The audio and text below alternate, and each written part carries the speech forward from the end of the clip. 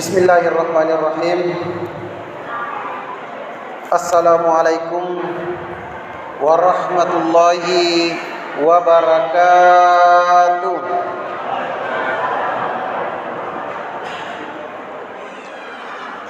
Alhamdulillah, alhamdulillahillazi ja'ala syahrul ramadana sayyidus syuhur.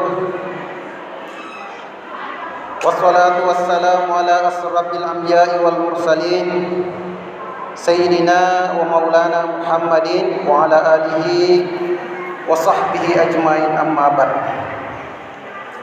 Qala ta'ala fil Qur'anil Karim, a'udzu billahi minasyaitonir rajim. Bismillahirrahmanirrahim.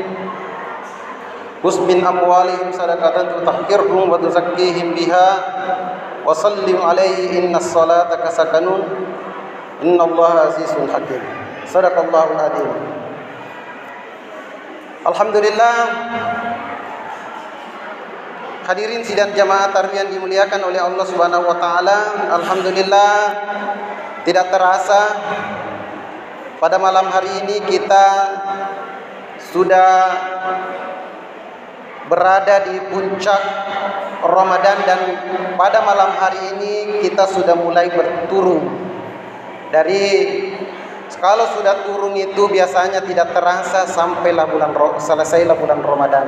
Sama halnya ketika kita mendaki gunung, mendaki itu terasa lama, kita rasa, tapi kalau turun itu tidak terasa sudah sampai di lereng gunung. Begitu juga di bulan Ramadan ini. Semoga amalan-amalan, ibadah-ibadah yang kita lakukan selama bulan suci Ramadan insyaallah diberi pahala di sisi Allah Subhanahu wa taala dan dilipat gandakan pahalanya. Tak lupa kita kirimkan salawat dan salam kepada junjungan kita Nabi besar Muhammad sallallahu alaihi wasallam, Nabi sebagai uswatul hasanah, Nabi sebagai rahmatan lil alamin, yaitu rahmat bagi semesta alam. Sidang jamaah tarawih yang dimuliakan oleh Allah Subhanahu wa taala. Insyaallah di malam yang ke-16 ini tema kita adalah kewajiban zakat. Jadi kewajiban zakat. Sebagaimana kita ketahui bersama bahwa zakat ini merupakan salah satu dari 5 dari rukun Islam. Setelah perintah sholat. Dan di dalam Al-Quran, perintah zakat selalu berdampingan dengan perintah sholat. Ketika disebut perintah sholat, maka ya di belakangnya itu mengikut perintah zakat. Seperti di dalam Al-Quran yang berbunyi aqimus sholata wa atuz zakata warka'u ma'ar raki'in. Dirikanlah sholat, tunaikanlah zakat, dan rukuklah bersama dengan orang-orang rukuk. Ini dalam istilah lain disebut, dalam istilah ulumul Quran disebut ayat al-muqaranah, ayat yang senantiasa berdampingan. Ketika perintah salat disebut, di belakangnya perintah zakat. Apa artinya? Bahwa artinya itu tidaklah sempurna salat seseorang kalau dia tidak mengeluarkan zakat. Jadi walaupun dia rajin salat tidak pernah ditinggalkan, tapi tidak pernah mengeluarkan zakat, baik zakat fitrah maupun zakat mal. Begitupun sebaliknya, ada orang rajin berzakat, rajin mengeluarkan sedekah, tapi di sisi lain dia tidak salat. Itu juga salah, tidak sempurna pula. Tidak diterima pula zakat atau sedekah yang dikeluarkan kalau tidak mengerjakan salat. Maka inilah yang disebut ayat al-muqaranah, selalu berdampingan.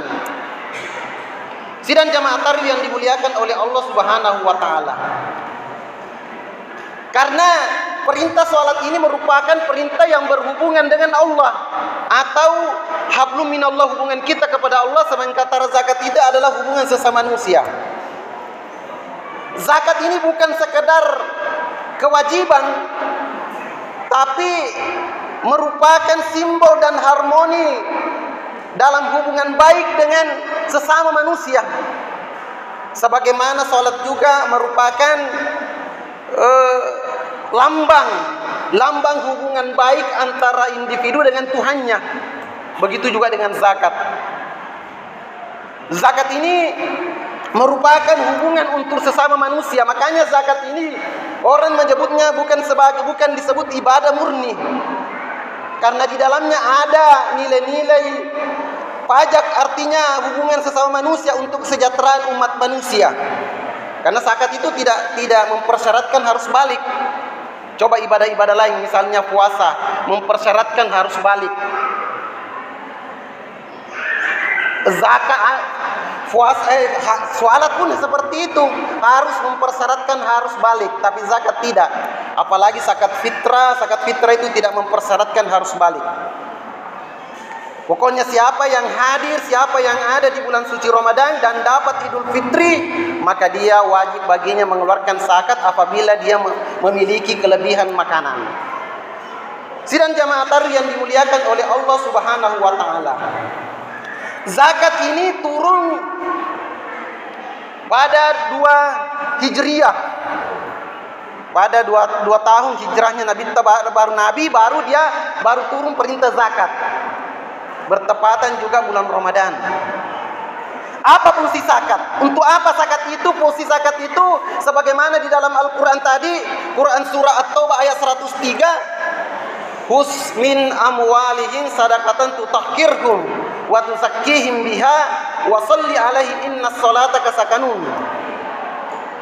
Artinya, ambillah zakat mereka untuk membersihkan dan mensucikan harta mereka dan mendoakan mereka. Jadi tujuan zakat ini adalah dari hadis ini, dari ayat ini, bahwa untuk membersihkan harta kita. Jadi pada hakikatnya orang yang mewajibkan zakat kemudian dia tidak mengeluarkan zakatnya, pada hakikatnya dia punya harta kotor. Apalagi zakat mal. Kemudian yang kedua, wa tuzakkihim biha, dan mensucikan, membersihkan dan mensucikan dan mendoakan. Inilah fungsi zakat. Kemudian zakat ini ada 2 jenis. Ada disebut zakat fitrah, zakat fitri. Inilah nanti kewajiban yang harus kita tunaikan di bulan Ramadan ini. Disebut zakat fitrah. Kenapa disebut zakat fitrah? Adalah karena ini berkaitan zakat jiwa, membersihkan jiwa kita. Apabila kalau di bulan Ramadan ini kita berkata-kata kotor atau berkata yang sia-sia, maka fungsi zakat inilah yang menghapus dosa-dosa yang kita lakukan selama di bulan suci Ramadan sebagai penghapus. Kemudian dalam hadis lain dikatakan bahwa zakat fitrah juga itu, meskipun ini adalah hadis dhaif, tapi kalau hadis dhaif dengan tujuan untuk memotivasi ibadah, kata Imam Syafi'i, tidak apa-apalah kita menggunakan dalil ini. Dalam sebuah hadis Rasulullah mengatakan, "Shaumu Ramadana mu'allaqu bainas samai wal ardi, la tarfa'u illa bi zakatil fitri." Puasa Ramadan itu tergantung antara langit dan bumi, dan tidak ada yang bisa mengangkat itu pahala puasa illa bi zakatil fitri, kecuali zakat fitrah. Jadi kalau kita mengkaji hadis ini, seakan-akan kita sia-sia kalau kita berpuasa di bulan Ramadan sebulan penuh lantas kita tidak mengeluarkan zakat fitrah bagi yang memiliki kelebihan makanan. Nah, persoalan kemudian, zakat fitrah ini berapa nisabnya, berapa jumlah minimal yang harus kita keluarkan? Kalau aturan tahun 2026 ini saya lihat 2,5 kilogram atau 3,5 liter per jiwa. Itu yang harus dibayar kalau saya lihat untuk aturan Basnas tahun 2026 ini. Dan kapan dikeluarkan zakat fitrah ini? Mulai masuknya bulan Ramadan. Mulai sekarang sudah bisa dibayar itu zakat fitrah, dan sampai sebelum naiknya khatib Idul Fitri di atas mimbar. Karena kapan sudah hatib sudah membaca khutbah Idul Fitri, itu sudah bukan lagi zakat fitrah namanya, itu sedekah biasa. Maka mulai sekarang ini zakat fitrah sudah bisa dikeluarkan, sudah bisa membayar zakat fitrah. Sidang jamaah tarawih yang dimuliakan oleh Allah Subhanahu wa taala. Nah, kalau di masa Nabi orang berzakat fitrah itu dengan menggunakan kurma sebagai bahan makanan pokok.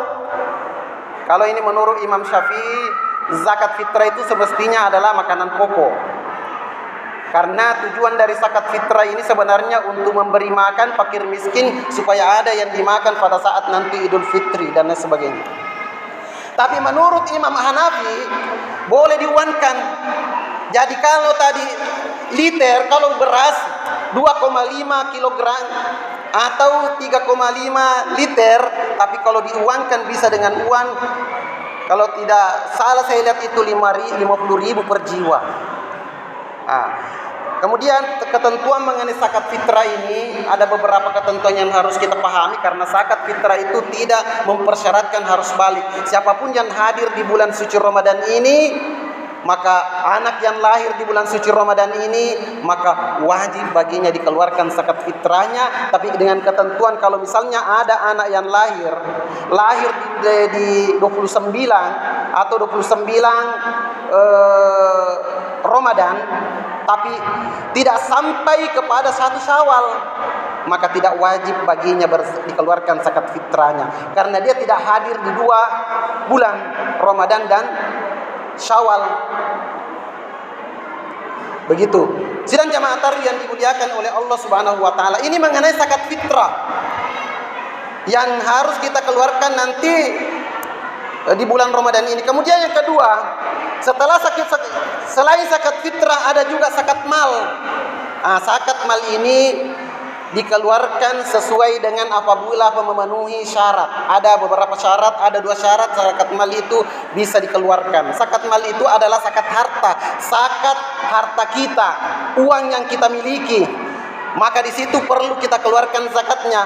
Berapa persyaratan? Ada syarat, 2 syarat untuk mengeluarkan zakat mal. Yang pertama ada disebut nisab. Apa itu nisab? Nisab itu adalah batas minimal harta yang dimiliki untuk dikeluarkan zakatnya. Berapa batas minimal harta kita miliki baru kita keluarkan zakatnya? Adalah senilai 85 kg emas murni. Jadi kalau kita punya uang di bank, misalnya kita simpan uang tak di bank, kira-kira kalau di uang tak itu senilai dengan harga emas 85 kg, kira-kira berapa itu? Sekitar, karena harga emas sekarang naik, ya diuangkan itu senilai 85 kg. Kalau sampai senilai 85 kg, maka keluar zakatnya 2,5%. Itu harus dikeluarkan.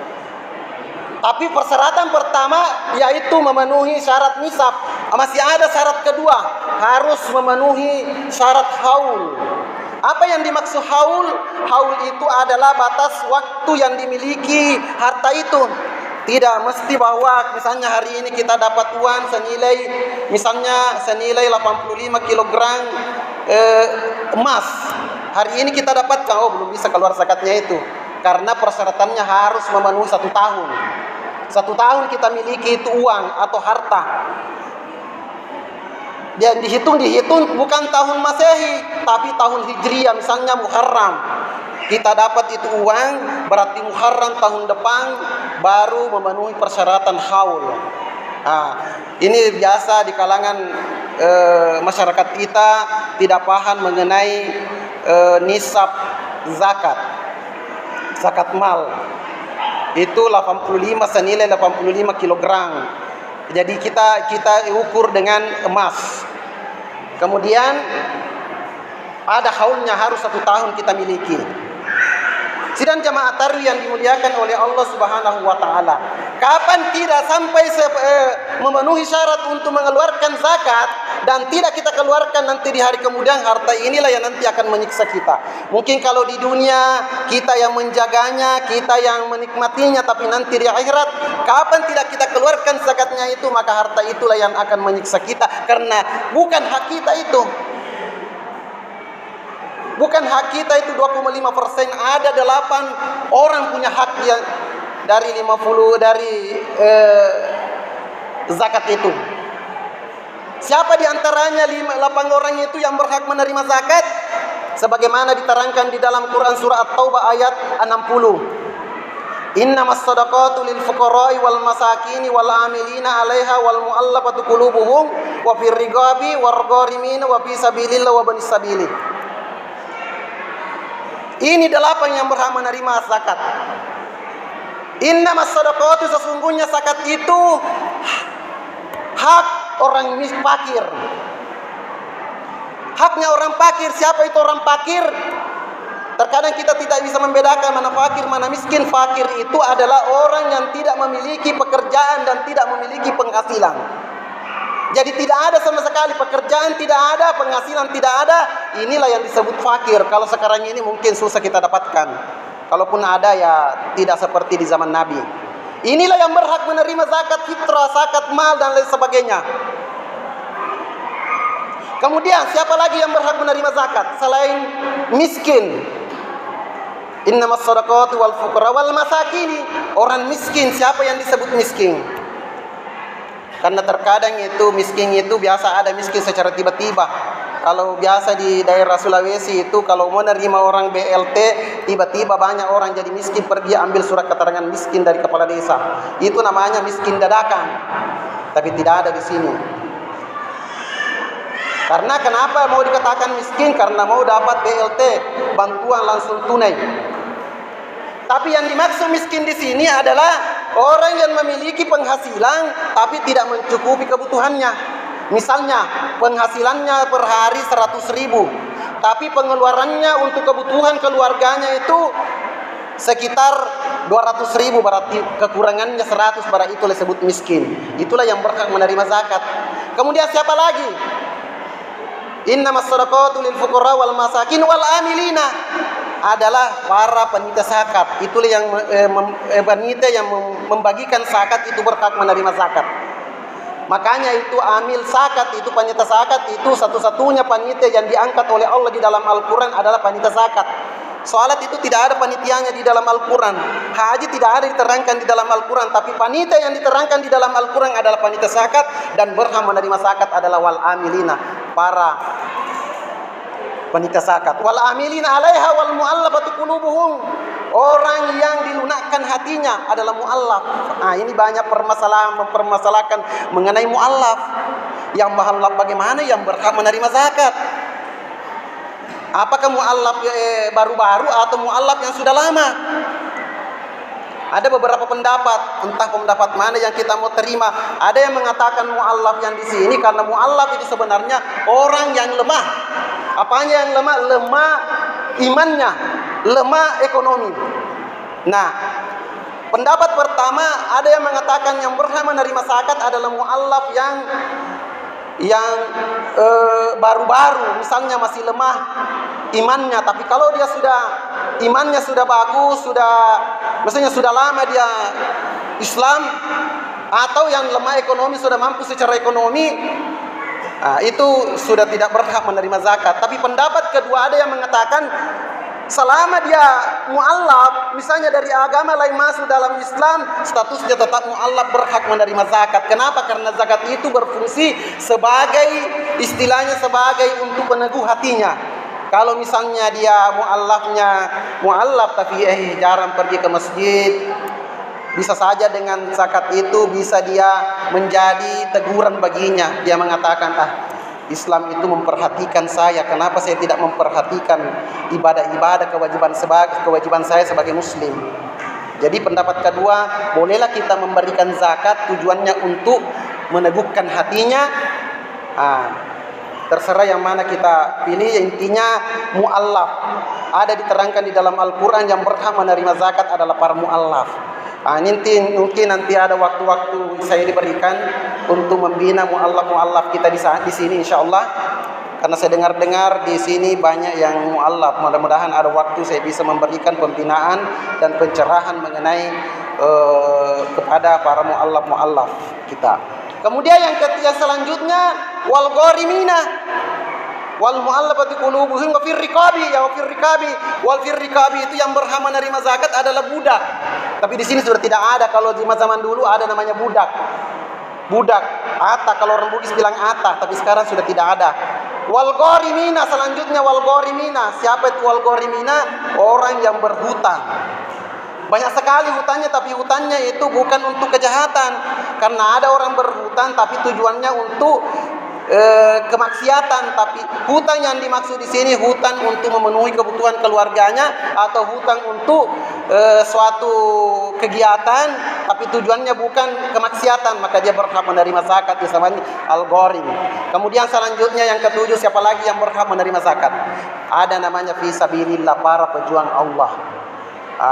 Para pejuang Allah di sini mungkin para masuk di sini adalah para tentara misalnya yang tentara yang berjuang membela agama Allah misalnya, maka berhak menerima zakat. Dan bisa juga para mubalik-mubalik kita itu yang menyebarkan agama Islam, yang berpendapat itu termasuk fi sabilillah. Kemudian ibnu sabil adalah para musafir atau para anak-anak kita yang merantau menuntut ilmu, itu disebut ibnu sabil. Jadi dari 8 golongan itu, itulah yang berhak menerima zakat dan tidak boleh di luar daripada 8 golongan itu.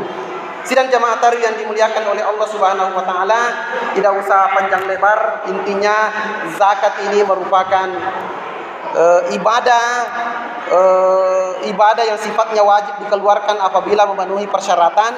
Kalau tadi zakat fitrah syaratnya adalah apabila memiliki kelebihan makanan pada saat lebaran itu. Kemudian kalau zakat mal syaratnya ada 2, adalah syarat nisab, memenuhi standar minimal harta yang dimiliki, yaitu 85 kg, senilai 85 kg emas murni. Kemudian memiliki syarat yang kedua adalah syarat haul, sudah genap 1 tahun dimilikinya itu harta atau uang, tapi hitungannya bukan tahun Masehi tapi tahun Hijriah, dimulai dari tahun bulan Muharram sampai Muharram ke depannya. Demikian, semoga apa yang saya sampaikan kita bisa melaksanakan, mengeluarkan zakat fitrah kita demi untuk mensucikan jiwa kita, sehingga puasa kita itu diangkat oleh Allah, diterima di sisi Allah puasa kita dan zakat kita. Demikian, hadanallahu wa iyyakum ajmain, wabillahi taufiq wassadah. Assalamualaikum warahmatullahi wabarakatuh.